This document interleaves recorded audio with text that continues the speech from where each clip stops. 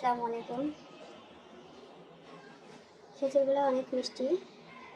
দেখেন এই খেজুরগুলো কেমন প্রাইস হবে জানি না আমি, তো আমাকে নিয়ে আসছে, তো দেখে অনেক ভালো লাগলো, যে কারণে ভিডিওটা করলাম। বেশ কিছু ফল নিয়ে এসেছে,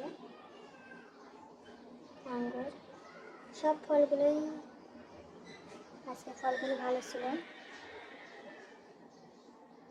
তো এর আগে আঙ্গুর নিয়ে আসছিলো, একদম টক ছিল, এটা খেতে পারি নাই। কমলাটাও ভালো ছিল, মিষ্টি ছিল। কার কোন ফল পছন্দ প্লিজ কমেন্ট করে জানাই। আমার সব ফলই পছন্দ,